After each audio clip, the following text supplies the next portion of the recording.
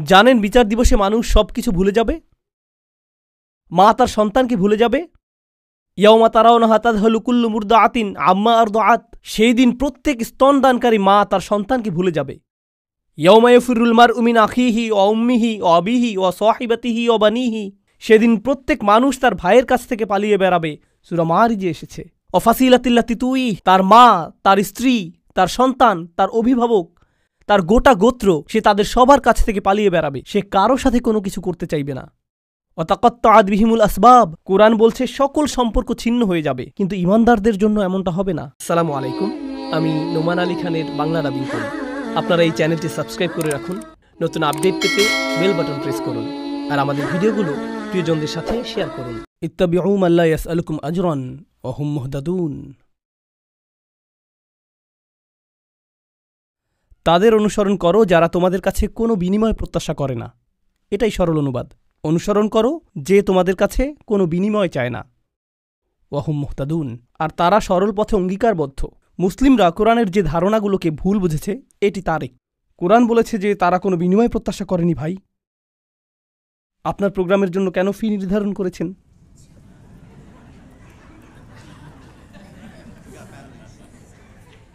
না না, এটা জানার বিষয়। কোরআন আরও বলছে, ইয়াশতারুনা বিআয়াতিল্লাহি সামানান কলিলান, তারা আল্লাহর আয়াত বিক্রি করে সামান্য মূল্যের জন্য। নিজের জন্য আপনার লজ্জিত হওয়া উচিত। আল্লাহর আয়াত বিক্রি করা গোটা কোরআনের সবচেয়ে ভুল বোঝা ধারণাগুলোর একটি। বিষয়টা খুলে বলছি। রসুল সাল্লাল্লাহু আলাইহি সাল্লাম মুসাব ইবনে উমাইরকে মদিনায় প্রেরণ করেছিলেন। জানেন আপনারা? মুসাব ইবনে উমাইর ছিলেন অত্যন্ত প্রতিভাবান তরুণ, যাকে মদিনায় প্রেরণ করা হয়েছিল কোরআন শিক্ষা দেওয়ার জন্য। তিনি ছিলেন অত্যন্ত ধনী পরিবারের সন্তান, কিন্তু তার পরিবার তাকে ত্যায্য করেছিল। এরপর তার পরিধানের বস্ত্রও ছিল না। বদরের যুদ্ধে তিনি শহীদ হলেন। কাফনের কাপড় দিয়ে যখন তার পা আবৃত করা হলো, মাথা উন্মুক্ত হয়ে গেল। আবার যখন মাথা আবৃত করার চেষ্টা করা হলো, পা উন্মুক্ত হয়ে গেল। রসুল সাল্লাল্লাহু আলাইহি সাল্লাম তাকে মদিনায় প্রেরণ করলেন কি শিক্ষা দেওয়ার জন্য? কোরআন। সকালের নাস্তার জন্য তিনি কি খাবেন? সূরা বাকারা। দুপুরে কি খাবেন? রাতে কি খাবেন? রাসূল সাল্লাল্লাহু আলাইহি সাল্লাম তার জন্য বেতনের ব্যবস্থা করেছিলেন, যাতে তিনি তার কাজ করতে পারেন। কোরআন শিক্ষাদানের জন্য তাকে অর্থ প্রদান করা হয়েছিল। তারা আল্লাহর আয়াতকে বিক্রি করে, এই কথার অর্থ কি জানেন? এর মানে কি? এর মানে হলো আয়াতগুলোর নির্দিষ্ট অর্থ রয়েছে, কিন্তু মানুষ তা শুনতে চায় না। তো আপনি অর্থ পরিবর্তন করে দিলেন, আর মানুষ যা শুনতে চায় আপনি তাই বললেন, যার ফলে তারা আপনার প্রতি রাগান্বিত হবে না। আপনি মানুষকে এমন জবাব প্রদান করেন যা শুনে তারা ভালো বোধ করবে, আর তারা যা শুনতে ভালো বোধ করবে না সেগুলো আপনি এড়িয়ে গেলেন। এভাবেই তারা আপনাকে পছন্দ করতে থাকে, আর আপনি নিজের জনপ্রিয়তা ধরে রাখেন। এটাই সামান্য মূল্যে আয়াত বিক্রি করা। সামান্য মূল্য বলতে এখানে মানুষের সন্তুষ্টিকে বোঝানো হচ্ছে। বুঝতে পারছেন? এখানে আয়াতটি হলো, তার অনুসরণ করো যে তোমাদের কাছে কোনো বিনিময় চায় না। এমন কাউকে অনুসরণ করো যে তোমার কাছে কোনো বিনিময় চায় না। আসুন এটা বুঝি। এটা সকল নবীদের একটা মূলনীতি। প্রত্যেক নবী এমন জাতির মাঝে এসেছেন যেখানে গুরুতর কোনো সমস্যা ছিল। আর যখন একটি জাতির গুরুতর কোনো সমস্যা থাকে, মূলত একটি জাতির ভারসাম্যপূর্ণ থাকা চাই। কিন্তু যখন তারা কোনো অপরাধ সংঘটিত করে, তখন তারা ভারসাম্য হারাতে থাকে, আর ভারসাম্যহীনতা খারাপ হতেই থাকে, হতেই থাকে, হতেই থাকে। এটা এমন অবস্থায় পৌঁছে যখন গোটা জাতিটা ভেঙে ছিন্ন ভিন্ন হওয়ার উপক্রম হয়। আর রাসূলের কাজ হলো তাদেরকে সেই ভারসাম্যহীনতা থেকে টেনে তোলা এবং আবারও সঠিক অবস্থানে নিয়ে আসা। বুঝতে পারছেন? কিন্তু যখন একটি ভারসাম্যহীনতা জনপ্রিয় হয়ে যায়, সকলে এটা করতে থাকে, সকলেই এতে অভ্যস্ত হয়ে যায়, আর এটা উদযাপনের বিষয়ে পরিণত হয়, এটাই ফ্যাশনে পরিণত হয়, তখন এটার বিরুদ্ধে বলা কি সহজ? না। উদাহরণস্বরূপ, এখনকার সময়ে সমকামিতার বিরুদ্ধে বলাটা বেশ কঠিন হয়ে গিয়েছে, তাই না? লূত আলাইহিস সালাম কি এমন সময়ে বসবাস করেছেন যখন এটা জনপ্রিয় ছিল? হ্যাঁ। তাকে কি এর বিরুদ্ধে কথা বলতে হয়েছিল? হ্যাঁ। তিনি কি এর জন্য বিরোধিতার সম্মুখীন হয়েছিলেন? হ্যাঁ। বিষয়টা কোরআনে আসার পেছনে কারণ রয়েছে। আপনি যদি এর বিরুদ্ধে বলেন, মানুষ আপনার দিকে তেড়ে আসবে। লূত আলাইহিস সালামের কথা কোরআনে এজন্যই এসেছে। যখন আপনি এমন বিষয় নিয়ে কথা বলেন যাতে গোটা সমাজ আচ্ছন্ন থাকে, তারা এই বিষয়টির প্রশংসা করে, আর আপনি এর বিরুদ্ধে কথা বলেন, তখন তারা আপনার দিকে তেড়ে আসবে। এখন যদি আপনি অর্থ উপার্জন অব্যাহত রাখতে চান, অথবা যদি আপনি সেই সমাজে বসবাস অব্যাহত রাখতে চান, আপনি যদি নিরাপদ অবস্থানে থাকতে চান, তখন আপনি কোন বিষয়গুলো এড়িয়ে যাবেন? সেই বিষয়গুলো যা নিয়ে তারা আচ্ছন্ন। আপনি অন্য কোনো বিষয় নিয়ে কথা বলবেন। লূত আলাইহিস সালাম শুধু পিতামাতার প্রতি সৎ ব্যবহার নিয়ে কথা বলতে পারতেন, তিনি শুধু কথা বলতে পারতেন প্রতিবেশীর সাথে উত্তম আচরণ নিয়ে, তিনি শুধু নামাজ নিয়ে কথা বলতে পারতেন, যৌন পাপের বিষয়গুলো তিনি এড়িয়ে যেতে পারতেন, কারণ এগুলো ছিল অতি বিতর্কিত, তাই না? তিনি যদি এটা করতেন তাহলে কি তিনি ঝামেলায় পড়তেন? না, কোনো ঝামেলা হতো না। আর প্রসঙ্গক্রমে তিনি কিন্তু এখনও ভালো কাজ নিয়েই কথা বলছেন। পিতামাতার প্রতি সদাচরণ একটি ভালো কাজ, নামাজ পড়া একটি ভালো কাজ, দানশীলতা একটি ভালো কাজ। তো কেন তাকে এমন বিষয়বস্তু বেছে নিতে হলো যা তাকে ঝামেলায় ফেলবে? আসলে এটাই একজন রাসূলের কাজ। তারা এসেছেন এই বিষয়গুলো নিয়ে কথা বলার জন্য যা নিয়ে অন্য কেউ বলার সাহস করবে না, আর আল্লাহর পক্ষ থেকে তারা রায় দিবেন। ওয়াল কুরআনিল হাকিম, তারা আল্লাহর পক্ষ থেকে রায় দিবেন, আর এটা বারবার বারবার বারবার বারবার দিবেন। সেই সমাজের মূল্যবোধকে আক্রমণ করবেন, আর বারবার বারবার আক্রমণ করবেন। কিন্তু এক্ষেত্রে তারা পরোয়া করেননি, কারণ এই পাপ কাজগুলোর বিরুদ্ধে কথা বলতেই হবে। আর নিশ্চিতভাবেই যখন কেউ এটা করেন, কোনো বিনিময়েই তারা আগ্রহী থাকেন না, কারণ বিনিময় থেকে বঞ্চিত হওয়ার জন্য এই কাজগুলোই যথেষ্ট। মাল্লা ইয়াসআলুকুম আজরন, তাদেরকে অনুসরণ করো যাদের কোনো স্বার্থ নেই, কারণ এটা জনপ্রিয় হওয়ার পথ না, এটা ধ্বংসপ্রাপ্ত হওয়ার পথ।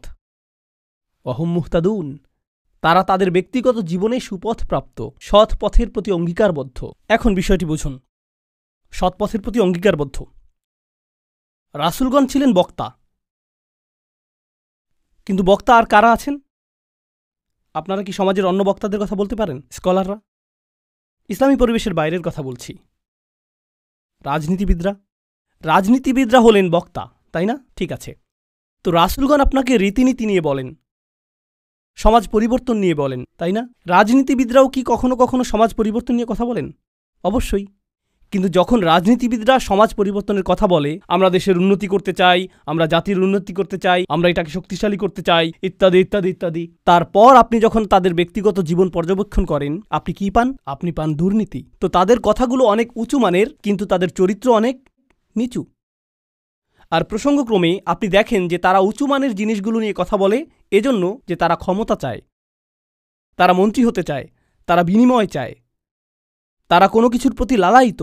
যখন নবীরা কথা বলেন, তারা কি চান? তারা শুধু চান ন্যায় বিচার, তারা শুধু চান সত্য, আপনার কাছ থেকে কোনো বিনিময় চান না। আর উপরন্তু আপনি যদি নবীদের ব্যক্তিগত জীবনের দিকে লক্ষ্য করেন, তারা সর্বদাই সঠিক পথের প্রতি অঙ্গীকারবদ্ধ ছিলেন। ওয়াহুম মুহতাদুন, তো বাণীটি নিখুঁত এবং বাণীবাহকও নির্ভেজাল। এই ধারণাটি কি আগেও শেখানো হয়েছিল? হ্যাঁ, ইন্নাকা লামিনাল মুরসালিন আলা সিরাতিম মুস্তাকিম। আরেকবার পুনরালোচনা, কোরআন এরকমটাই করে, আয়াতগুলো পরস্পর সম্পর্কযুক্ত। এখন পরের আয়াতে অমালি, অর্থাৎ আমার কি সমস্যা হয়েছে, সেই মানুষটি এখনও কথা বলছেন, সেই রজুল, সেই আদর্শ ব্যক্তি, আল্লাহর ইচ্ছায় যার নাম আমরা কোনো একদিন জান্নাতে জানতে পারব। তিনি বলেছেন, আমার কি সমস্যা হয়েছে? লা আবুদুল্লাযী ফাতারানি, আমি কি সেই সত্তার উপাসনা করব না যিনি অস্তিত্বহীন অবস্থা থেকে আমাকে গড়েছেন? ওয়া ইলাইহি তুরজাউন, আর তোমাদের সকলকে তারই কাছে ফিরিয়ে নেওয়া হবে। এখন মালি ওয়া মালি লা আফআল التي شأنها أن يوردها المتكلم في رد على من أنكر عليه فعلا। ইবনে আশুর এটা উল্লেখ করেছেন যে যখন কেউ বলে আমার কি সমস্যা হয়েছে যে আমি এটা অথবা সেটা অথবা অন্য কিছু করব, এর অর্থ হলো কেউ তাকে বলেছে যে এই তোমার কি সমস্যা হয়েছে, তুমি কেন ধর্ম ত্যাগ করেছো, আর সে তার দিকে ফিরে এর জবাব দিচ্ছে। তো প্রকৃতপক্ষে উক্তিটি যদিও লিপিবদ্ধ হয়নি, কিন্তু তার বক্তব্যের ধরন দেখে আমরা বুঝতে পারছি এই তোমার কি সমস্যা হয়েছে, কেন তুমি এই মিথ্যা ধর্মের পক্ষে কথা বলছো। আর তিনি তার দিকে ফিরে বলছেন আমার এমন কি হয়েছে যে আমি তার উপাসনা করব না যিনি আমাকে সৃষ্টি করেছেন, আর তোমাদের সকলকেও তার কাছে ফিরিয়ে নেওয়া হবে। এটা উপলব্ধি করো যে তোমাদেরকেও ফিরিয়ে নেওয়া হবে। বাক্যটি শুরু হয়েছে আমার কি সমস্যা হয়েছে এটা দিয়ে, শুরু হয়েছে তাকে দিয়ে, আর বাক্যটি শেষ হয়েছে তোমাদের সকলকে তার কাছে ফিরিয়ে নেওয়া হবে। তো তিনি কাকে দিয়ে শুরু করেছেন? নিজেকে দিয়ে। আপনি যদি মানুষের সাথে একাত্ম হয়ে গিয়ে এই বাণী তাদের কাছে প্রচার করতে চান, আপনাকে নিজের সম্পর্কে অনেক কিছু স্বীকার করতে হবে। মানুষকে আপনার এটা বলার সক্ষমতা থাকতে হবে যে তোমরা সমস্যার সম্মুখীন হবে। আমি যদি কাউকে পরামর্শ দিই ভ্রমণ সম্পর্কে, আপনি এই এয়ারলাইন্সে না গিয়ে অমুক এয়ারলাইন্সে যান। আমি যদি এমনটা বলে শুরু করি যে ভাই আমি এই এয়ারলাইন্সে গিয়েছিলাম, তারা এত বেশি দেরি করেছিল, তারা আমার লাগেজ হারিয়ে ফেলেছিল, অমুক এয়ারলাইন্সে যান, এটা কি পরামর্শটিকে বেশি আবেদনময় করে তুলছে? কারণ আপনি নিজের কথা প্রথমে বলেছেন, আর যেহেতু আপনি কোনো একটি অভিজ্ঞতার শিকার হয়েছেন, এখন আপনি ঐকান্তিকভাবে তার কল্যাণের জন্য তার কাছে আসছেন। কিন্তু যদি আপনি তার কাছে গিয়ে বলেন হে তুমি এই এয়ারলাইন্সে যাচ্ছ, তুমি একটা স্টুপিড, এটা কি এমন ব্যবহার যার ফলে মানুষ রাজি হবে? না, বরং এটা অপমানজনক। তিনি নিজের সম্পর্কে বলছেন, কারণ তিনি চান না যে তারা তাকে ঘৃণা করুক। তিনি ঘৃণার উদ্রেককারী কোনো কথা বলতে চান না, তিনি একপাশে কোনো কথা বলতে চান না, তিনি শুধু তার নিজের সম্পর্কে কথা বলতে চান। দেখো আমার দিক থেকে এটা হবে বড় ধরনের অপরাধ, দেখো আমার দিক থেকে এটা হবে বড় ধরনের অপরাধ যদি আমি তাকে উপেক্ষা করি যিনি আমাকে সৃষ্টি করেছেন। তোমরা সকলেও তার কাছে ফিরে যাচ্ছ। এটা কথা বলার খুবই ভালোবাসাপূর্ণ উপায়, যেটা তিনি ইতিমধ্যে শুরু করেছেন ইয়া কওমি বলার মাধ্যমে। এজন্যই তিনি তার জাতির প্রতি ভালোবাসার টানে ছুটে এসেছিলেন। তো তিনি বললেন, ওমা লিয়া লা আ'বুদুল্লাযী ফাতারানি ওয়া ইলাইহি তুরজাউন আত্তাখিযু মিন দুনিহি আলিহা। আমার কি তাকে ছাড়া অন্য কাউকে উপাস্য মানা উচিত?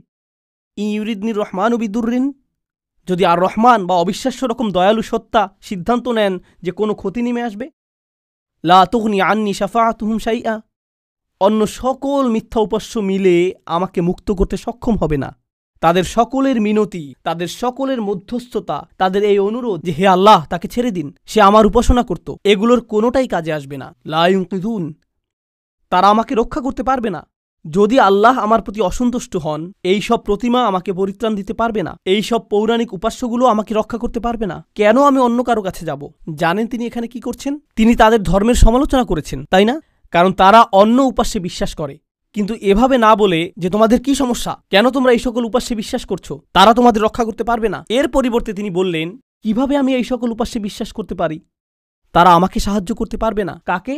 আমাকে। আমি শুধু আমার নিজেকে নিয়ে চিন্তিত। আত্তাখিযু মিন দুনিহি আলিহা ইন ইউরিদনির রহমান, যদি আর রহমান আমার উপর কোনো ক্ষতি নামানোর সিদ্ধান্ত নেন। প্রথমত তিনি আমি সর্বনামটি ব্যবহার করেছেন, কারণ এখন তিনি তাদের মূর্তিগুলো নিয়ে কথা বলবেন। আপনি অন্য মানুষের ধর্ম নিয়ে কথা বলতে পারেন যতক্ষণ এটা আপনার সাথে প্রাসঙ্গিক হয়। কেন এটা আপনার কাছে যুক্তিসঙ্গত মনে হয় না? তাদের সম্পর্কে না, বরং আপনার সম্পর্কে। এই জিনিসটা আমার কাছে যুক্তিসঙ্গত মনে হয় না, এই জিনিসটা আমার সাথে যায় না, এটা আমি আমার নিজের জন্য সঙ্গতিপূর্ণ মনে করি না। কেন আপনি এভাবে কথা বলবেন? কারণ আপনি এটাকে আত্ম অহংকারের প্রতিযোগিতায় পরিণত করতে চান না। এখানে দ্বিতীয় বিষয়টি হল আর রহমান, যদি আর রহমান অকল্যাণ দেওয়ার সিদ্ধান্ত নেন, তারা আমাকে রক্ষা করতে পারবে না। দাঁড়ান, আর রহমান শব্দটির অর্থ কি? যিনি অকল্যাণ দেন। এর অর্থ কি? আর রহমান অর্থ যিনি দয়ালু, যিনি যত্ন করেন, যিনি ভালোবাসা প্রদর্শন করেন। তো কেন তিনি বলছেন যে আর রহমান যদি কোনো অকল্যাণ করতে চান? আর রহমান শব্দটি এবং ক্ষতি শব্দটি একে অপরের সাথে যায় না, তাই না? তারা একসাথে যায় না। জানেন তিনি তাদেরকে কি বলেছেন? তোমরা আর রহমানকে নিয়ে এর আগে উপহাস করেছ। তোমরা বলেছ মা আনজালার রহমানু মিন শাই, আর রহমান কোনো কিছু প্রেরণ করেননি। তারা ইতিমধ্যেই এই নামটি ব্যবহার করেছে। তার নাম অবিশ্বাস্য রকম ক্ষমাশীল এবং অত্যাধিক ক্ষমাশীল, কিন্তু এর অর্থ এই নয় যে তার অকল্যাণ সাধন করার ক্ষমতা নেই। আপনি তার নাম থেকে সুযোগ নিতে পারবেন না, আর ভাবতে পারবেন না যে কোনো কিছুই হবে না। আরে ভাই, আল্লাহ মহান, কোনো সমস্যা হবে না। কিছু মানুষ আল্লাহর সাথে আপোষ মীমাংসা করতে চায়। আমি আল্লাহর জন্য এত কিছু করি, আমি যদি সামান্য কয়েকটি বিষয় কখনোই না করি, এতে কোনোই সমস্যা নেই। আল্লাহর এটা বোঝা উচিত। আসলেই তার বোঝা উচিত। এমনভাবে কথা বলছেন যে তিনি এটা বুঝেন না। আপনি কি আল্লাহ সম্পর্কে এভাবে কথা বলার অবস্থানে রয়েছেন? হ্যাঁ, কারণ তিনি আর রহমান। ওকে, তাহলে দেখা যাবে এজন্যই আপনি কোরআনের সবচেয়ে কঠোর আয়াতগুলোর মধ্যে আর রহমান শব্দটি পাবেন, যাতে আপনি এই বিষয়টি বুঝে নিতে পারেন যে অবিশ্বাস্য রকম ক্ষমাশীল হওয়ার গুণটি তাকে ন্যায় বিচার থেকে বিরত রাখবে না এবং তার কর্তৃত্বকেও খর্ব করে না। আর প্রসঙ্গক্রমে এই আয়াতে তিনি আসলেই আর রহমান। কেন জানেন? কারণ আল্লাহর একজন বান্দা, প্রত্যেক মানুষই আল্লাহর বান্দা, সে স্বীকার করুক আর নাই করুক। যখন আল্লাহর একজন বান্দা পাপের উৎসে পরিণত হয়, তখন সে হয় এই পৃথিবীতে ক্যান্সারের মতো, যে পাপ কাজ ছড়াতে থাকে। আর তখন আল্লাহ অন্য সকল সৃষ্টির প্রতি রহমা প্রদর্শন করেন তাকে সরিয়ে ফেলার মাধ্যমে। এটাও আর রহমান নামের অন্তর্ভুক্ত। কখনো তার দয়া প্রদর্শিত হয় অন্য সকল সৃষ্টির প্রতি, যখন তিনি তাদেরকে রক্ষা করেন আপনার কাছ থেকে। ইন ইউরিদনির রহমানু বিদুররিন লা তুগনি আন্নি শাফাআতুহুম শাইআ। সুবহানাল্লাহ। এখন আমরা তার বক্তব্যের প্রায় শেষে রয়েছি। ইন্নী ইযাল লাফি যালালিম মুবিন। যদি এমনটাই হয়, যদি আমি আল্লাহ ছাড়া অন্য কারো উপাসনা করি, যদি আমি অন্য উপাস্য গ্রহণ করি, তাহলে আমি সুস্পষ্ট বিভ্রান্তিতে পড়ে যাব। আমি সম্পূর্ণরূপে বিভ্রান্ত হয়ে যাব। তিনি বিভ্রান্ত নন। তিনি বলছেন তোমরা সবাই বিভ্রান্ত, কিন্তু তিনি তাদেরকে আঘাত করতে চাইছেন না। তাই তিনি বলছেন আমি অত্যন্ত বিভ্রান্তিতে পড়ে যাব যদি আমি এমনটা করি। ইন্নী আমানতু বিরব্বিকুম, আমি ঈমান এনেছি তোমাদের প্রভুর প্রতি, তোমাদের প্রতিপালকের প্রতি। তিনি বলেননি যে আমি ঈমান এনেছি আমার প্রভুর প্রতি, আমার প্রভুর প্রতি। তিনি বলেছেন আমি ঈমান এনেছি তোমাদের প্রভুর প্রতি। তিনি আমি থেকে তুমিতে পরিবর্তন করলেন। আমি আপনাদেরকে একটা সমীকরণ দিচ্ছি, আমি যোগ তুমি সমান সমান আমরা, আমি যোগ তুমি সমান কি আমরা। তো তিনি শুরু করেছেন আমি দিয়ে, তিনি যাচ্ছেন তুমিতে, কারণ তিনি এর দ্বারা কি বোঝাচ্ছেন আমরা পৃথক নই। আমি চাই আমরা সবাই যেন সুখী হই, আমি চাই আমরা সবাই যেন আল্লাহর কাছে পরিত্রাণ পাই। এটা আমি বনাম তোমরা নয়, এটা আমি এবং তোমরা। দাওয়াতি কাজ মানে প্রতিপক্ষ নয়, এর অর্থ বিতর্ক নয়, এর অর্থ যুক্তিতর্ক নয়। আমরা এটাকে এগুলোতে পরিণত করেছি। আমি একটি দাওয়াতি প্রোগ্রাম করতে চাই যেখানে আমি খ্রিস্টানদের সাথে বিতর্ক করব। আপনার কোথাও ভুল হচ্ছে, এটা এভাবে কাজ করে না। এর জন্য একটা নির্ধারিত অবস্থান রয়েছে, তবে এটাকে দাওয়াতি কাজ বলে না, এটাকে বলে জিদাল। এর জন্য কোরআনের ভিন্ন শব্দ রয়েছে, আর সেটা হলো সর্বশেষ পন্থা। আমরা শুরুতেই এটা করব না, কখনোই করব না। তো এখন তিনি বলছেন ইন্নী আমানতু বিরব্বিকুম, আমি তোমাদের সকলের প্রভুর প্রতি ঈমান এনেছি, তোমাদের সকলের প্রভুর প্রতি ঈমান এনেছি। ফাসমাউন, আমার কথা শোনো, আমার কথা শোনো। তিনজন রাসূল কথা বলেছেন, আর তিনি বলছেন আমার কথা শোনো, আমি যা বলছি তা শুধু শোনো। কখনো কখনো আমি শিক্ষক হিসাবে এই বিষয়টা খেয়াল করি। আমি আরবি শেখাই অথবা চেষ্টা করি। ধরুন ছাত্ররা সামনে বসে শিখছে, আর তখন একজন সহকারী আসলো, শিক্ষকের সহকারী একজন আসলো, আর ছাত্রদের কাঁধে হাত রেখে বলল মনোযোগ দিয়ে পড়ো। আমি কিন্তু মনোযোগ দিতে বলিনি। একজন সহকারী এসে বলল মনোযোগ দিয়ে পড়ো। এর কি কোনো প্রভাব রয়েছে? হ্যাঁ। এর কি ভিন্ন ধরনের প্রভাব রয়েছে? হ্যাঁ। যখন আরেকজন ছাত্র আপনার কাছে এসে বলে ভাই পড়াশোনা করো, শিক্ষক বলেন যে পরীক্ষার জন্য পড়াশোনা করো। হ্যাঁ অবশ্যই আমি পরীক্ষার জন্য পড়াশোনা করব। তারপর আপনি রাত ৮টার সময় বাস্কেটবল খেলা দেখছেন, আর আপনার বন্ধু এসে বলল আরে ভাই চলো পড়াশোনা করি। এটার কি ভিন্ন প্রভাব থাকবে? অবশ্যই থাকবে। এই সাহাবী এটা বুঝতে পেরেছিলেন, রাসূলদের এই সঙ্গীটি তা বুঝতে পেরেছিলেন। তার কাছে রয়েছে স্বতন্ত্র স্থান, সূর্যের আছে নিজস্ব স্থান, চাঁদেরও রয়েছে নিজস্ব স্থান। এটা প্রতিযোগিতা নয়। আমার কথা শুনো, এটা এতটাই ভালোবাসাপূর্ণ চমৎকার বক্তব্য। আর আমি এখানে বলতে চাই যে তার বক্তব্যটি এখানে তিনজন রাসূলের থেকেও বেশি কাজ করেছিল। এই আয়াতগুলোতে তার বক্তব্যের বেশি প্রভাব রয়েছে তিনজন রাসূলের তুলনায়। এটা কেন? এটা আমাদেরকে শিখানোর জন্য যে আল্লাহ যাকে চান তাকেই বিজয় প্রদান করেন, আল্লাহ তাকেই কবুল করবেন যার প্রতি তিনি রাজি হবেন। পার্থিব ফলাফল এবং পার্থিব পরিণাম আল্লাহর কাছে অর্থবহ নয়, বরং প্রচেষ্টাই আল্লাহর কাছে অর্থবহ। পার্থিব ফলাফল হল যখন আল্লাহ সিদ্ধান্ত নেবেন তখন তিনি দুয়ার খুলে দিবেন, এটাই হবে। পরের আয়াতটি বলছে কিলাদ খুলিল জান্নাহ। বক্তব্যের অংশটি প্রায় শেষ। কিলাদ খুলিল জান্নাহ, জান্নাতে প্রবেশ করো। দাঁড়ান, তিনি তো তার লোকদের সাথে কথা বলছিলেন, এখন বলা হচ্ছে জান্নাতে প্রবেশ করো। কি ঘটল? তাকে হত্যা করা হয়েছিল।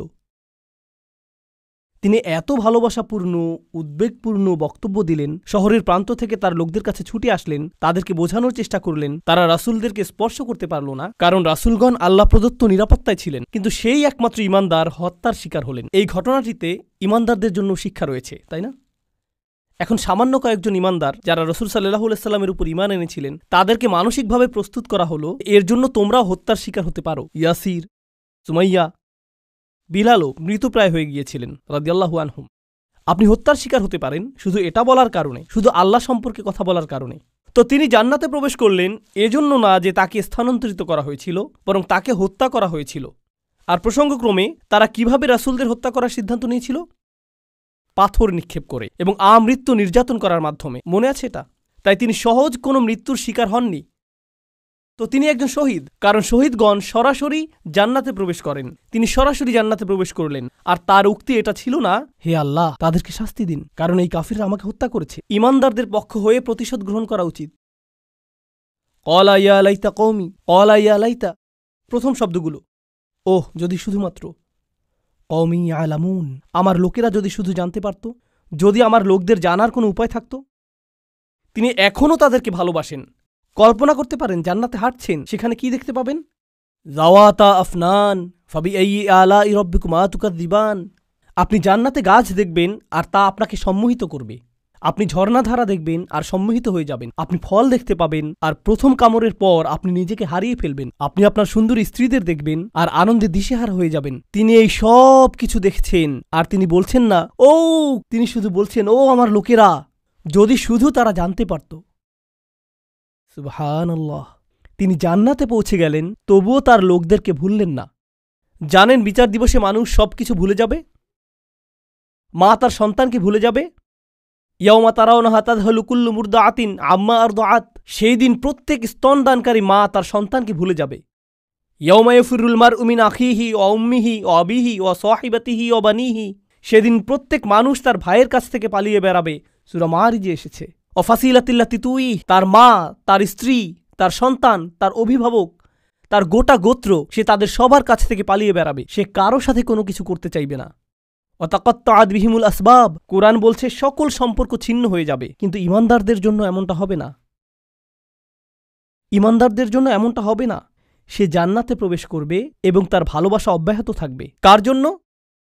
তার লোকদের জন্য, যারা হলো কাফির এবং নবীদের শত্রু, কারণ তারা এখনো জীবিত এবং এখনো তাদের আশা রয়েছে। আপনি এমন মানুষের উপর আশা ছাড়বেন না যারা এখনো জীবিত। আর আল্লাহ এমনভাবে আমাদের কাছে বর্ণনা করেছেন যেন তিনি তখনও ঘটনা দেখছিলেন। আল্লাহ তাকে দুনিয়ার ক্যামেরা ভিউ প্রদান করেছিলেন যাতে তিনি দেখতে পারেন যে কি ঘটছে। আর তিনি জান্নাত থেকে দেখে বলছেন যদি তারা জানতে পারে। তিনি বলেননি যে যদি তারা জানতে পারত, আলিমু, বরং তিনি বলছেন ইয়া লাইতা কওমি আলামুন, যদি শুধু তারা জানতে পারে। তিনি এখনই দেখছেন কি ঘটছে। আল্লাহ তাকে দেখাচ্ছেন। সুবহানাল্লাহ। আর তারপর আপনি বুঝতে পারেন যে একনিষ্ঠতা আসলে কি।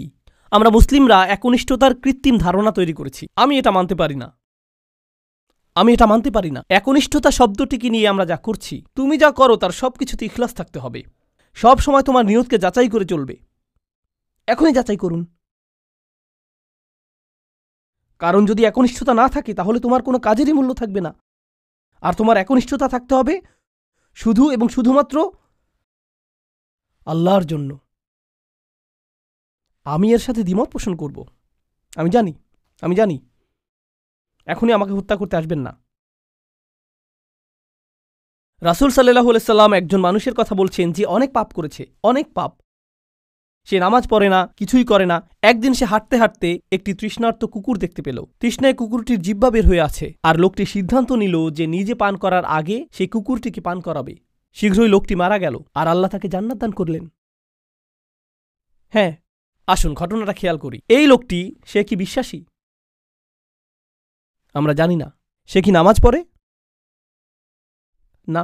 যখন সে কুকুরটিকে পান করাচ্ছিল, সে কি বলেছিল যে দাঁড়াও, আগে নিয়তের ইখলাস এনে নেই, আমি শুধু এটা করছি আপনার জন্য, ইয়া আল্লাহ, কুকুরের এই বের হয়ে থাকা জিহ্বা আমার কাছে মূল্যহীন, আমি শুধু আপনার সন্তুষ্টি কামনা করি, আর তারপর আমি কুকুরটিকে পানি খাওয়াই। তিনি এমনটা করেছিলেন?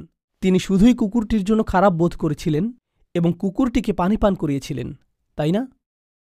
তো কুকুরটির জন্য তার উদ্বেগের ব্যাপারে তিনি একনিষ্ঠ ছিলেন, তার ইখলাস ছিল, তাই না? এখানে এই ঈমানদারটি তার লোকদেরকে ভালোবাসেন, কিন্তু তিনি কি বলেছেন যে এটা যদি আল্লাহর জন্য না হতো তাহলে আমি আমার লোকদের ঘৃণা করতাম। তিনি এজন্য তাদেরকে ভালোবাসেন কারণ তারা তারই লোক, আর এটাই তার লোকদের জন্য একনিষ্ঠতা। ইবাদতের ক্ষেত্রে আল্লাহর প্রতি আপনার একনিষ্ঠতা থাকতে হবে, আপনার পিতামাতার প্রতি আপনার একনিষ্ঠতা থাকতে হবে, শুধু আল্লাহর জন্য না, বরং এজন্য যে তারা আপনার পিতামাতা। আপনার একনিষ্ঠতা থাকতে হবে অন্য মুসলিমদের জন্য, কারণ তারা আপনার মুসলিম ভাই। আপনার একনিষ্ঠতা থাকতে হবে আপনার প্রতিবেশীর জন্য। আপনার একনিষ্ঠতা থাকতে হবে আপনার কাজের প্রতি, আপনার লেখাপড়ার প্রতি। আপনার একনিষ্ঠতা থাকতে হবে আপনার ব্যবসায়ের অংশীদারের প্রতি। এই সব কিছুই একনিষ্ঠতা। আপনি কৃত্রিমভাবে এটা বানাতে পারবেন না। না, আমি তোমার বন্ধু হতে পারবো না, কারণ এটা আল্লাহর সন্তুষ্টির জন্য না। আমরা শুধু একসাথে বাস্কেটবল খেলবো আর এটা আখিরাতে আমার কোনো কাজে আসবে না। আমি জানি না কে এই অদ্ভুত কথা আপনাকে শিখিয়েছে। যখন আপনি আপনার নিয়ত যাচাই করছেন বাস্কেটবল খেলায় বল ছোড়ার আগে, কারণ এতে কোনো ইখলাস নেই।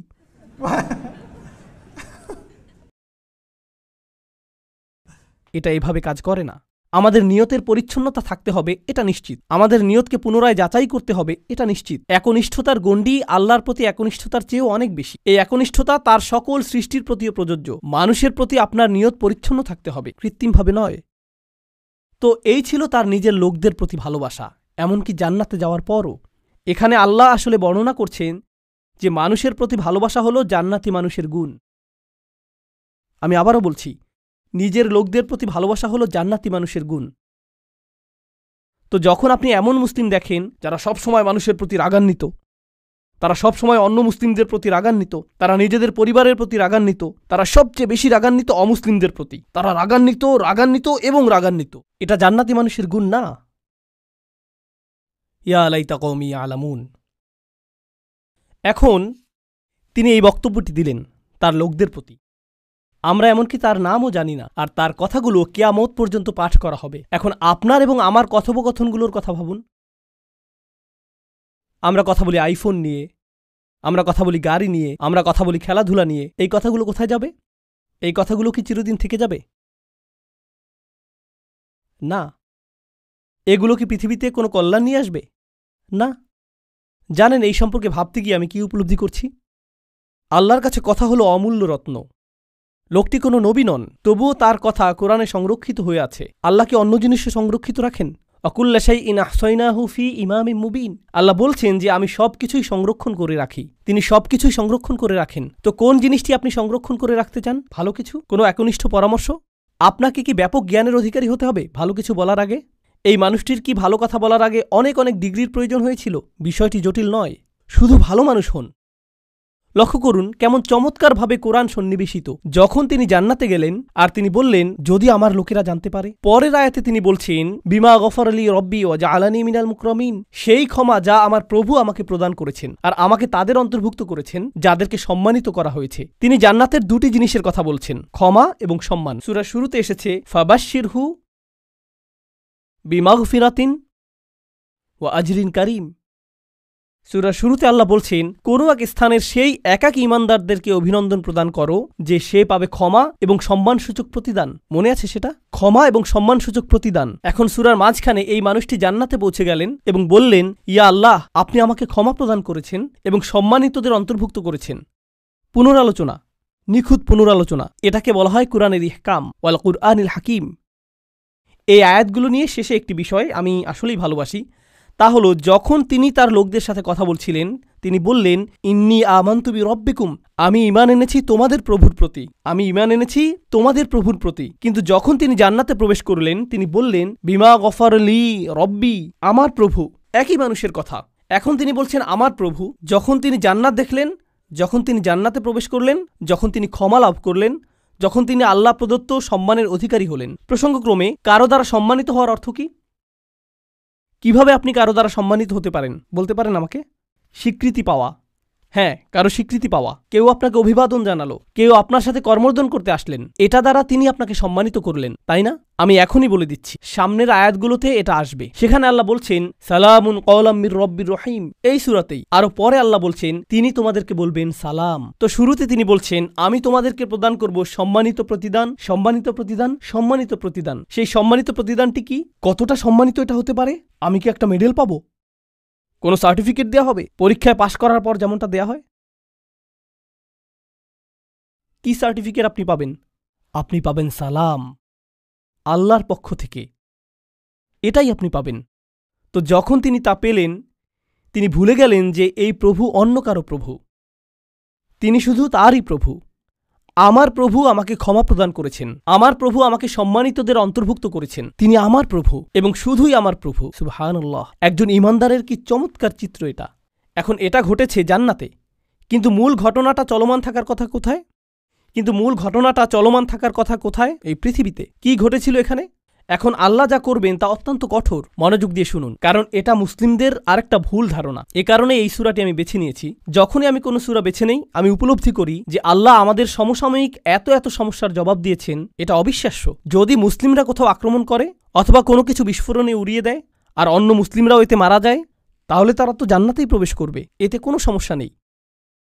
আমি এই যুক্তি শুনেছি। এই পরিস্থিতির শিকার হয়ে যদি মুসলিমরা অথবা নিরীহ মানুষ মারা পড়ে, আল্লাহ তো জানেনই তিনি তাদেরকে জান্নাতে পাঠিয়ে দিবেন। তাই এখানে কোনো ক্ষতি হয়নি, কারণ জান্নাত দুনিয়ার চেয়ে উত্তম। আমি জানি না যে আপনি এই ধরনের বিকারগ্রস্ত কথা শুনেছেন কিনা, কিন্তু আমি এটা অনেকবার শুনেছি। এখন আমি আপনাদেরকে এই বিষয়ে কিছু কথা বলবো। আল্লাহ কি এই মানুষটিকে জান্নাত প্রদান করেছেন? হ্যাঁ, কিন্তু আল্লাহ তাকে জান্নাত প্রদান করার অর্থ এটা না যে আল্লাহ সেই লোকদের প্রতি রাগান্বিত নন যারা তাকে হত্যা করেছিল। ঘটনাটির ধারাবাহিকতা পৃথিবীতে চলতে লাগলো। যখন তিনি জান্নাতে মনোরম সময় উপভোগ করছিলেন, আল্লাহ তার হত্যার প্রতিশোধ গ্রহণ করেছেন। ওমা আনজালনা আলা কওমিহি মিন বাদিহি মিন জুনদিম মিনাস সামাই ওমা কুন্না মুনজিলিন। আমরা আকাশ থেকে কোনো সেনাবাহিনী প্রেরণ করব না এই লোকদের জন্য। এই নগণ্য কুরাইশরা তারা মনে করেছে যে অনেক বড় কিছু হয়ে গিয়েছে। এই পৃথিবীতে তারা তুচ্ছ, গুরুত্বহীন। অর্থনীতিতে, রাজনীতিতে, জ্ঞানে, বিজ্ঞানে এই লোকদের ধ্বংস করার জন্য বিশেষ কোনো প্রস্তুতির প্রয়োজন নেই। আকাশ থেকে আমার কোনো সেনাবাহিনী প্রেরণের প্রয়োজন নেই। সেনাবাহিনীর কথা উল্লেখ করার কারণ হলো, যখন আপনি কুরাইশদেরকে সতর্কবাণী প্রদান করেন যে আমি তোমাদেরকে সতর্ক করছি, তারা বলবে কোন সেনাবাহিনী? আর যখন রসুলগণ তাদেরকে সতর্ক করলেন, তারা বলছে তোমাদের সাথে কোনো সেনাবাহিনী রয়েছে। এই হুমকি কোথা থেকে আসছে? শুধু তোমরা আর নগণ্য কিছু ইমানদার? আর আল্লাহ বলছেন তাদেরকে ফেরেশতার সেনাবাহিনী প্রদর্শন করার আমার প্রয়োজন নেই। তারা বলবে ওকে, যদি ফেরেশতা দিয়ে তৈরি সেনাবাহিনী থাকে তোমার কাছে, যারা তোমার কাছে ওহী নিয়ে আসে, যদি সেই ফেরেশতা গোটা আকাশ জুড়ে থাকে, ওয়ালাকাদ রাআহু বিল উফুকিল মুবিন, তিনি জিবরিল আলাইহিস সালামকে গোটা আকাশ জুড়ে থাকার অবস্থায় দেখেছেন, তাহলে কেন তুমি জিবরিলকে কিছু ক্ষমতা প্রদর্শন করতে বলছো না যাতে আমাদেরকে ধ্বংস করে দিতে পারে? হ্যাঁ, আর আল্লাহ বলছেন আমি তোমাদেরকে এর জবাব দিয়ে সম্মানিত করব না। তোমাদের মতো নগণ্য জীবকে ধ্বংস করার জন্য আমার ফেরেশতার প্রয়োজন নেই, তোমরা তারও যোগ্য না।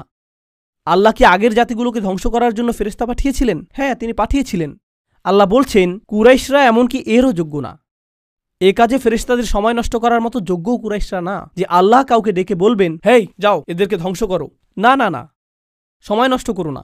ইনকানাত ইল্লা সাইহাতান ওয়াহিদাতান, এটা একটা বিকট বিস্ফোরক শব্দ ছাড়া আর কিছুই ছিল না। প্রচণ্ড একটা শব্দ।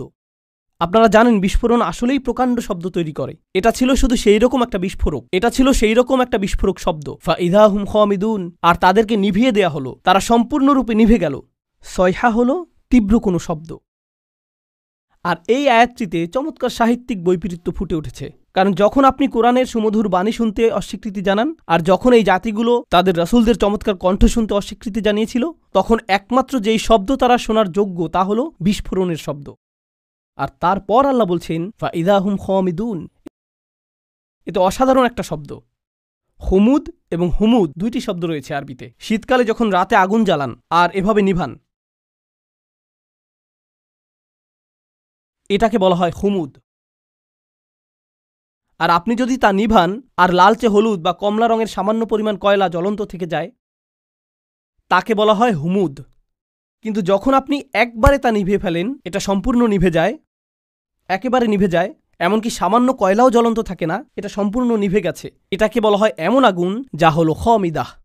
খামিদাহ ফাইদা হুম খামিদুন, তারা সম্পূর্ণ নিশ্চিহ্ন হয়ে গেল। এমন একজনও থাকবে না যে মৃত্যুর পূর্বে মাটিতে গড়াগড়ি দিতে থাকবে। তারা নিঃশেষ হয়ে যাবে, সবাই একসাথে, যেভাবে একটি আগুন নিভানো হয়। আর প্রসঙ্গক্রমে তাদের মৃত্যুকে আগুন নিভানোর সাথে তুলনা করার মাধ্যমে তাদেরকে তুলনা করা হয়েছে আগুনের সাথে। আর আপনি যদি তাদেরকে আগুনের সাথে তুলনা করেন, তাহলে এর অর্থ হলো তারা বিপজ্জনক। আপনি যদি আগুনকে জ্বলতে দেন, আগুন কি হবে? ছড়িয়ে পড়বে। তাই অন্য সকল জাতির প্রতি রহমা এবং করুণাস্বরূপ আল্লাহ সিদ্ধান্ত নিলেন যে এই ক্যান্সার, এই আগুনকে নিভিয়ে ফেলতে হবে। ফাইদা হুম খামিদুন, আর এটা ছিল একজন ইমানদারকে হত্যার পরিণাম। তো এখন দ্বিতীয় এই অনুচ্ছেদটির উপসংহারে এসেছে ইয়া হাসরাতান আলাল ইবাদ মা ইয়াতিকুম মির রাসূলিন ইল্লা কানু বিহি ইস্তাহজিউন। মানুষের জন্য বিষয়টা কতটা পরিতাপের। আল্লাহ নিজে এটাকে পরিতাপের বিষয় হিসেবে বিবেচনা করছেন। তিনি সেই জাতিকে নিশ্চিহ্ন করে দিয়ে বলেননি যে দেখেছো আমি কি করতে পারি, বরং তিনি বলছেন সেটা একটা পরিতাপের বিষয়। আরবিতে হাসরা বলতে বোঝায় It means هي شدة الندم والتألم والتحسر والحزن على ما مضى. এর দ্বারা আসলেই গভীর দুঃখ প্রকাশ বোঝায় অতীতে ঘটে যাওয়া সবকিছুর জন্য। আল্লাহ নিজে এটাকে পরিতাপের বিষয় বলেছেন। কেন তারা উপদেশ গ্রহণ করল না? আলাল ইবাদ, বান্দাদের জন্য কি সাংঘাতিক পরিতাপের বিষয়। তিনি তাদেরকে বান্দা বলছেন। কেন তিনি বান্দা বললেন? কেন তিনি বললেন না যে ইয়া হাসরাতান আলাল কুফার? কি পরিতাপের বিষয় কুফফারদের জন্য, অবিশ্বাসীদের জন্য। তিনি তাদেরকে বান্দা বললেন। জানেন কেন? কারণ মানব সত্তার গভীরে প্রত্যেক মানুষের সম্ভাবনা রয়েছে আল্লাহর বান্দা হওয়ার। এটা কতটা পরিতাপের বিষয়! এটা তোমার ভিতরেই ছিল। এটা অতিরিক্ত কোনো বিষয় নয় যা তোমাকে বাইরে থেকে আনতে হবে। আমি ইতিমধ্যেই তা তোমার ফিতরাতের মধ্যে দিয়ে দিয়েছি। কেন তুমি এটাকে চালু করলে না? তুমি নিজেই অন বাটন চাপতে পারতে। মা ইয়াতিহিম মির রাসূলিন, এমন কোন রাসূল তাদের কাছে আসেনি। ইল্লা কানু বিহি ইস্তাহজিউন, তারা শুধুই যা করেছে তা হলো তাদেরকে উপহাস। যখনই একজন রাসূল এসেছেন তারা তাকে নিয়ে উপহাস করেছে। এখন এই আয়াতে আল্লাহ বলেননি যে তারা রাসূলদের হত্যা করেছে অথবা তারা রাসূলদের হুমকি দিয়েছে। তিনি বলেছেন যে তারা রাসূলদের নিয়ে উপহাস করেছে। কিন্তু এর আগে আপনারা শিখেছেন তারা বলেছিল যে তারা রাসূলদের হুমকি দিবে, তারা তাদেরকে অভিশাপ হিসেবে গণ্য করবে। মনে আছে সেটা? কিন্তু এখানে যখন পরিতাপের বিষয়টি আসলো, তিনি বলছেন যে এই আযাবের সম্ভাবনার সূচনা হয়েছে তাদেরকে উপহাস থেকে। যখন একটি জাতি রাসূলদের নিয়ে উপহাস করা শুরু করে তখন থেকে তাদের ধ্বংসের সময় গণনার জন্য ঘড়ির কাঁটা চালু হয়ে যায়। তাদের ধ্বংসের প্রথম ধাপ হলো মূলত কার্টুনে যেরকম ডিনামাইট বোমার ছবি আঁকা থাকে, যেখানে বুঝতে পার, যখন তারা রাসূলদের নিয়ে উপহাস করে এটা শুরু হয়ে যায়। এটাই এখানে বলা হয়েছে, রাসূলদের নিয়ে উপহাস করবেন না, কারণ এর অর্থ আপনি নিশ্চিহ্ন হওয়ার জন্য রাস্তা ধরেছেন। এখন যখন আল্লাহ বলছেন কত রাসূল এসেছে কিন্তু তারা ঈমান আনেনি, তারা শুধু উপহাস করেছে। আপনি সূরাটির শুরুতে শিখেছেন ওয়াসাওয়াউন আলাইহিম আনযারতাহুম আম লাম তুনদিরহুম লা ইউমিনুন। ধারণাটি পুনরায় জোরদার হচ্ছে। কি পরিতাপের বিষয়! এত রাসূল এসেছেন কিন্তু মানুষ উপদেশ শুনে না। আলাম ইয়ারাউ কাম আহলাকনা ক্বাবলাহুম মিনাল কুরুন, তারা কি দেখেনি তাদের পূর্বে কত শহর আমরা ধ্বংস করে দিয়েছি, কত জাতি ইতোমধ্যে ধ্বংসপ্রাপ্ত হয়েছে? তারা কি তা দেখে না? তিনি কাকে উদ্দেশ্য করে বলছেন? তিনি রাসূল সাল্লাল্লাহু আলাইহি ওয়াসাল্লামের সময়ের লোকদের উদ্দেশ্য করে বলছেন এবং বলছেন যে কেন তারা ইতিহাস পর্যবেক্ষণ করে না, কেন তারা দেখে না যে যা রয়েছে তাদের পেছনে। তারা কি দেখেনি? না, তারা দেখেনি, কারণ তাদের পেছনে একটি দেয়াল রয়েছে। তিনি বলেছেন আন্নাহুম ইলাইহিম লা ইয়ারজিউন, তারা তাদের কাছে ফিরে আসবে না। কিছু তাফসীরকারক এই আয়াতটিকে চমৎকারভাবে বিশ্লেষণ করেছেন। চমৎকার একটা বিশ্লেষণ এটা। তারা বলে যে তারা তাদের কাছে ফিরে আসবে না। অর্থ হলো সেই জাতিগুলো যেগুলো ধ্বংস হয়েছে, যেহেতু তারা সম্পূর্ণ নিশ্চিহ্ন হয়ে গিয়েছে আর কেউ রক্ষা পায়নি, তাদের কারোরই সন্তান অথবা বংশ টিকে থাকেনি, তো তোমাদেরকেও বলতে পারবে না যে তোমরা ফেরাউনের বংশধর অথবা লুতের জাতির বংশধর অথবা সালেহ বা শুয়াইবের জাতির বংশধর। যেহেতু সেই জাতিগুলো সম্পূর্ণ নিশ্চিহ্ন হয়ে গিয়েছিল, তোমরা তাদের কারো কাছে ফিরে যাও না। আপনারা জানেন মানুষ বলে থাকে যে আমার রক্ত রাসূল সাল্লাল্লাহু আলাইহি ওয়াসাল্লামের বংশে ফিরে যায়। এর অর্থ এই না যে তারা তাদের কাছে ফিরে আসবে না, বরং তোমরা তাদের কাছে ফিরে যাও না, কারণ তাদের ভবিষ্যৎ প্রজন্ম এবং বংশ সম্পূর্ণরূপে নিশ্চিহ্ন হয়ে গিয়েছিল। আন্নাহুম ইলাইহিম লা ইয়ারজিউন। তো তোমরা যখন মনে করো যে তোমাদের ভবিষ্যৎ রয়েছে, তোমরা এত আত্মবিশ্বাসী কেন যে আসলেই তোমাদের ভবিষ্যৎ রয়েছে? আর প্রসঙ্গক্রমে যেহেতু তাদের নামও সম্পূর্ণ মুছে গেছে, হয়তো সেজন্যই আল্লাহ শহরটির নাম উল্লেখ করেননি। এজন্য যদি তিনি তার নাম উল্লেখ করতেনও কেউ তা চিনতেও পারত না, কারণ এর কোনো অস্তিত্ব এখন নেই। একটা নির্ধারিত সময়ে আল্লাহ তাদেরকে ইতিহাস থেকে মুছে দিয়েছেন। তাদের প্রত্যেক অনুসারী, গোটা জাতিটি বিলুপ্ত হয়ে গিয়েছিল, তাই তাদের নাম উল্লেখ করা অপ্রয়োজনীয়। এখন আল্লাহ বলছেন তারা বিলুপ্ত হয়ে গিয়েছে, যার অর্থ ইতিহাসে তারা বিস্মৃত হয়ে গিয়েছে। তারপর তিনি কুরাইশদের সম্পর্কে বলেছেন যে তোমরা নগণ্য একটা জাত, কিন্তু পরের আয়াতে তিনি এই সব কিছুকে একসাথে সংযুক্ত করেছেন। সম্পূর্ণ এই অনুচ্ছেদটি শেষে তিনি বলছেন ওয়া ইন কুল্লুল লাম্মা জামিউল লাদাইনা মুহদারুন, তারা তাদের কাছে ফিরে আসবে না। আর যখন তোমরা মারা যাবে নিজেদের সন্তানদের কাছেও তোমরা ফিরে আসবে না। তোমাদের প্রত্যেকেই, আমি বলে রাখছি যে তোমাদের সকলকে এবং অন্য সকল প্রজন্মের, অন্য সকল জাতির কাফেররা যারা তোমাদের মতো, তাদের সকলকে একত্রিত করা হবে। তবে তাদেরকে একত্রিত করা হবে আমারই সামনে হিসাব প্রদান করার জন্য। ওয়া ইন কুল্লুল লাম্মা জামিউল লাদাইনা মুহদারুন, এটা আসলে আগের আয়াতের সম্পূর্ণ বিপরীত। কিভাবে? শুধু এটুকু অনুধাবন করুন, এরপর আমরা বিরতি নেব। আগের আয়াতে আল্লাহ বলছেন যে তারা আর ফিরে আসবে না, একবার যখন চলে যাবে তারা চলেই যাবে। এই আয়াতে তিনি বলছেন আসলে তারা ফিরে আসবে না তোমাদের কাছে, কিন্তু তারা ফিরে আসবে আমার কাছে। আর যখন তারা আসবে, তারা এবং বিভিন্ন জাতি থেকে তোমাদের সকল দূরবর্তী আত্মীয়রা, কারণ তোমরা ফেরাউনের অনুসারীদের আত্মীয়, তোমরা লুতের জাতির লোকদেরও আত্মীয়, এবং প্রজন্ম থেকে আসা তোমরা সকল কাফেররা, আমি তোমাদের সকলকে একত্রিত করব আর তারপর তোমাদের সকলকে আমার সামনে হাজির করা হবে। ওয়া ইন কুল্লুল লাম্মা জামিউল লাদাইনা মুহদারুন, এটাই সেই হুমকি যা এখন প্রদান করা হলো। আসসালামু আলাইকুম, আমি নোমান আলী খানের বাংলা ডাবিং করি। আপনারা এই চ্যানেলটি সাবস্ক্রাইব করে রাখুন। নতুন আপডেট পেতে বেল বাটন প্রেস করুন আর আমাদের ভিডিওগুলো প্রিয়জনদের সাথে শেয়ার করুন।